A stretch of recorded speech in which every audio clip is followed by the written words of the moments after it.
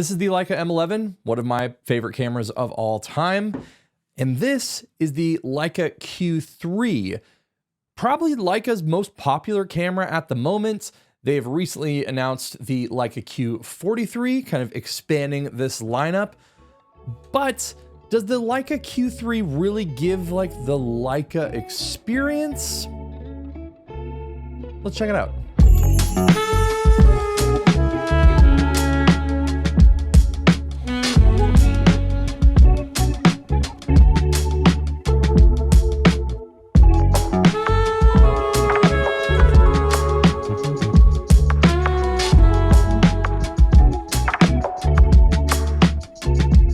So all the M series stuff is my own. I bought it with my own money, with nothing to do with Leica at all.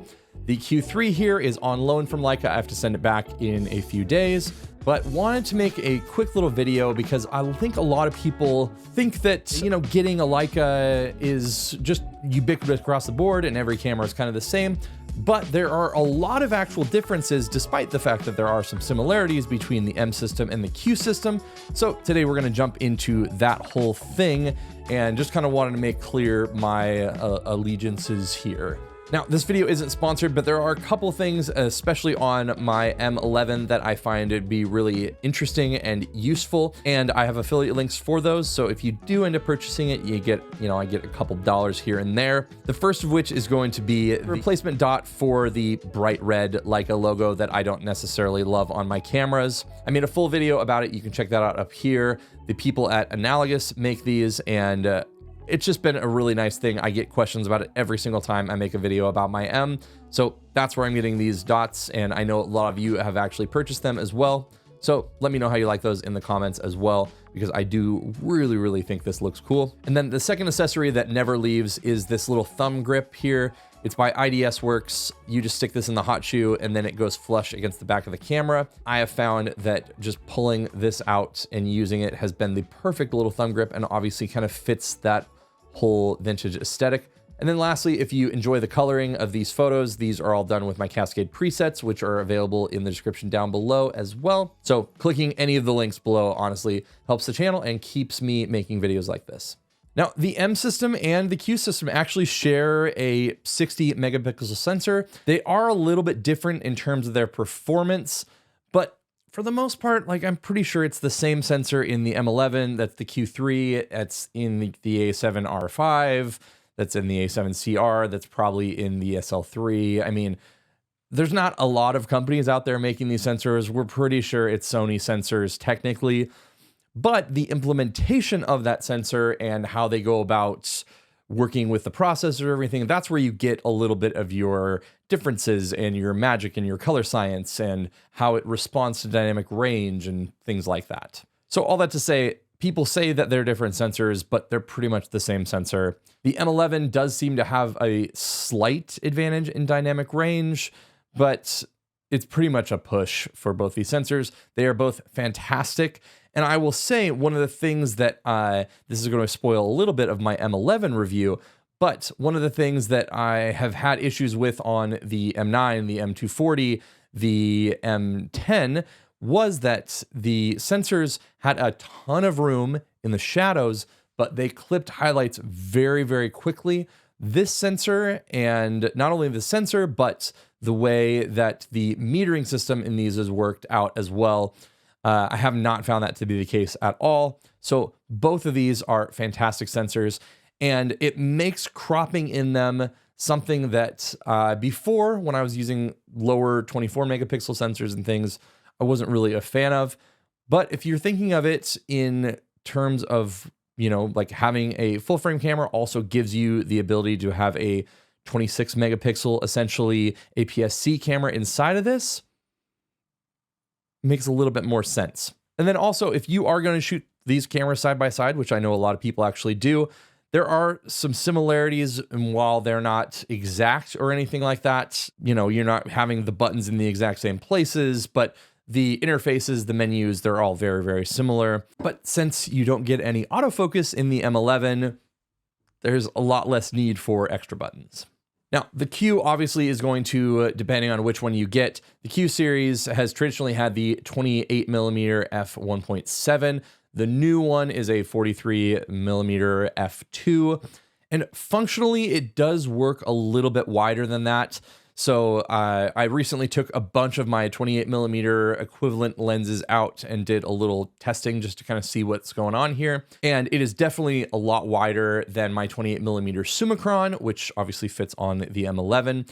So all the people that are talking about it, oh, it's more of like a 26mm. It's definitely true in terms of the angle of view, the field of view. It's just definitely wider. Hey friends, Editor Bench here. After I made this, I ended up putting a little thing out on Threads, and if you don't follow me there, that'd be a great opportunity because I post probably more often there than anywhere else at this point. But I posted about this and this conundrum about 26 versus 28mm, and Nathan Kellum, who is, I believe, like the product manager for Leica Camera USA, commented saying it's basically down to like a focus breathing thing and corrections and whatnot due to the fact that they have optical stabilization and a leaf shutter and all this kind of stuff. So at close focus, which is what I was doing, it does act like a 26mm, but he was basically saying like that at infinity, they would basically look the same as a Summicron. Now, the lenses that I have typically that have focus breathing do the opposite of that. So they, as you get closer, they zoom in further kind of thing. So I think it still proves the point then that the lens itself is a little bit wider. So anyway, the point being that up close, it acts like a 26mm, and at infinity, it acts like a 28mm. So hopefully that like fully solves this whole thing. And now back to the rest of the video. Another thing ergonomically about the camera that this gets is a tilt screen. I know a lot of people were not into that, which is dumb. I don't think that that's an issue at all. But on the Q3, you have this little flip screen, and it is very nice and very, very helpful. I've been using this camera for the past couple weeks now, and I use that little screen all the time with my kids. And there's plenty of other times where in wedding situations, I would also really like to have that flip screen. That said, the M11 does not have a flip screen. And because of how minimal this camera is, I actually don't mind that. I very rarely use the screen on the back of this when actually composing or using the camera. The only times is if I'm like up over my head or down really, really, really low. And even that is a rarity. So sure, it would be nice, but I don't mind the fact that this already sticks out a tiny bit. And I don't want to enlarge the footprint of the camera just to make a screen on there. So totally fine with the fact that it does not have that. Now, to get into what makes these cameras kind of special is really going to be the shooting experience. So with the Leica M system, you are using a traditional rangefinder focusing system. You can put an EVF on here. They're expensive and they're not that good, but the main way to use a Leica M camera is through the traditional rangefinder focusing. If you never looked through a rangefinder before, what happens is you are just looking through this little viewfinder here, and then this other little piece of viewfinder here situates where your focus is going to be. And what happens is this is coupled to the lens. The lens is actually moving a little thing in and out inside the camera, which mechanically tells you whether or not your photos is in focus by a little patch in the middle that moves back and forth. So you are using a very, very archaic focusing system that also is only in the center. So if you want to compose outside of a center composition, you're definitely gonna have to focus, recompose. And in that, your focus could shift slightly depending on how close your subject is, how shallow your depth of field is. So it is one of those things you have to kind of know and get a feel for how that focusing actually works in practice. All that being said though, I do really, really love the focusing system on the M11. I will say that because I've been using so many other cameras lately, I've been obviously messing with the Q3 and messing with a lot of other cameras. I have been doing photography for 17 years now in some sort of paid professional level. So it's been a lot of working. And there is a reason why I gravitated towards this system and used it almost exclusively for a few years. And that is just the fact that when you look through here, you're not looking through a screen. You are looking through this bit of glass and stuff that is going to allow you to actually see the scene. And then you see some frame lines around telling you which lens you have on here. You have some obstructions. Like I see the lens hooks into the corner of this thing, but the experience of just seeing everything as it is right in front of me, there's just something that feels more connected to the way that I just like to do photography. And I think that honestly, a bit of the Leica experience really is less about how well the buttons are laid out and how well a thing feels in the hand and how balanced it is and all that kind of stuff. And a lot of it for me, this is personal, but for me, the M experience is what Leica kind of means to me, right? Leica's made a ton of other cameras over the years, but they are most well known for their rangefinder cameras. And I think that that's where the real magic kind of happens. And yes, I really love the images out of like this 35 Summilux. The 50 Summilux is like my favorite lens, probably of all time in terms of how it renders and the overall look I get out of it. But the fact that when I've put those lenses on other systems, I'm not getting that same experience, if that makes sense. With a Leica, you're not necessarily paying for only the image output. You're using these cameras and a camera, especially like the M, to get the experience of having made the photo. And some of it is a little bit of that wrestling match with the camera of not having perfect phase detect eye autofocus and being a little bit more deliberate, sticking this camera up to your face and sometimes needing to focus and then recompose. And sometimes you are working with someone that's moving closer to the camera and you're trying to dial in the speed at which they're moving towards you, and doing that with this little focus tab here.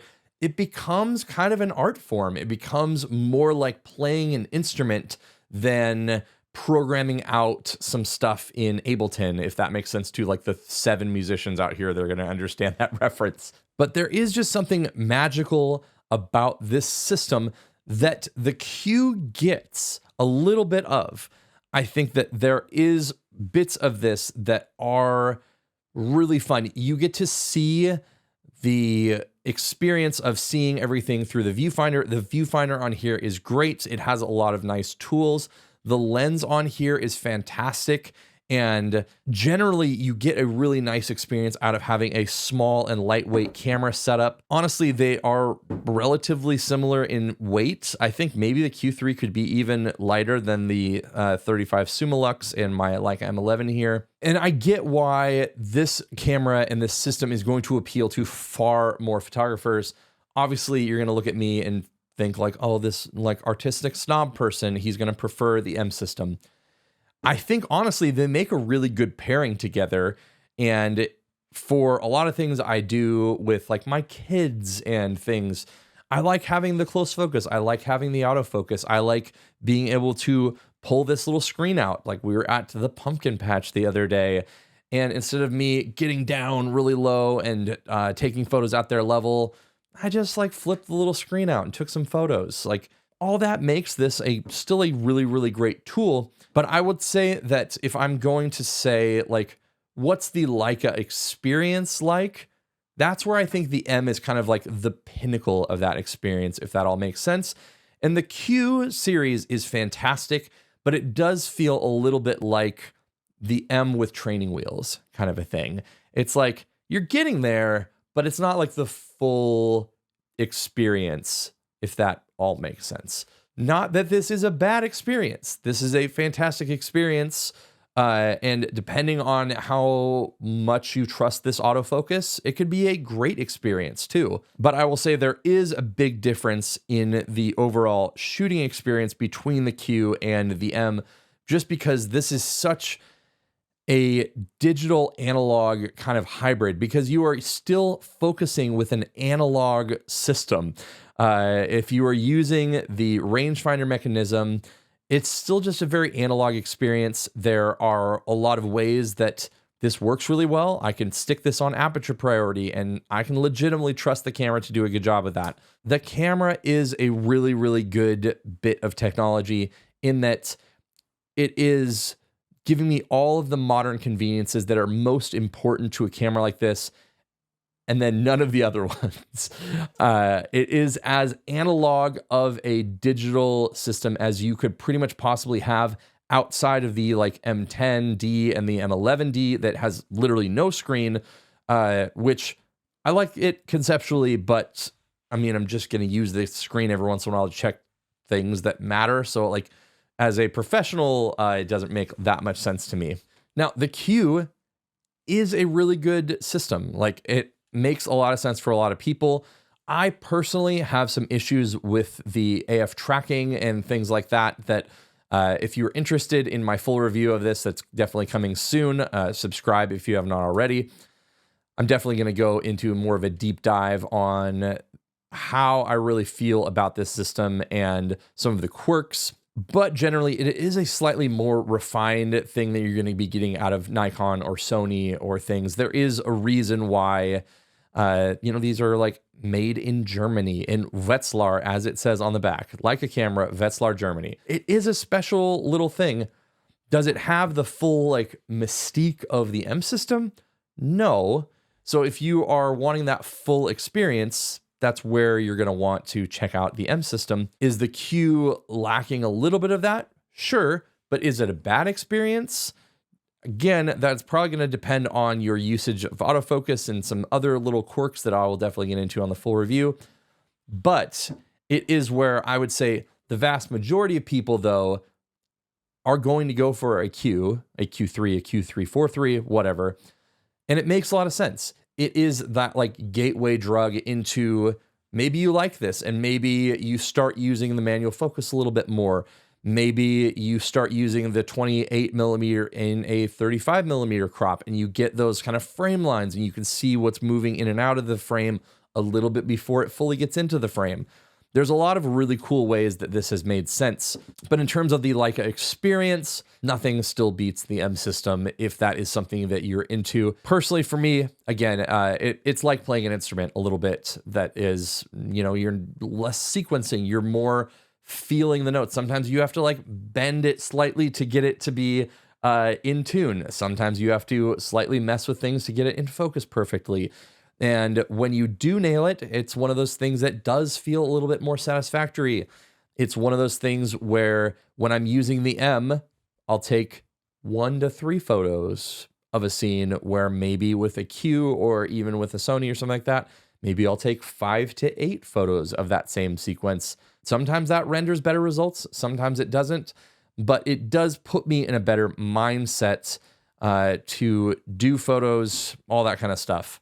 Now, the M system is going to be more expensive as well. I have a 35 Summilux on here right now, so you add that to the M11 body, and it's going to be significantly more than buying into the Q system. Another reason the Q system is going to be a lot better for a lot of people. But if you're looking for that experience, that's where the M really does kind of shine. And honestly, where I think that something like the M10, the M10R, those cameras are going to have a lot of staying power in the market as well, because the experience is just so good on those cameras and they are a modern version. So let me know how snobby you feel like that was in the comments down below. Obviously, I have a bias towards the M system, and I do think that the Q system is a really cool experience. I have some quirks with it and some qualms with it, I guess. I have some quirks about the qualms with it that I will go into in my full review for sure. But kind of wanted to make a video about this because these are my honest thoughts about the two systems. Obviously, I've been using the M system for a lot longer and have this weird kind of like romanticism about using it, which hopefully makes sense in this video.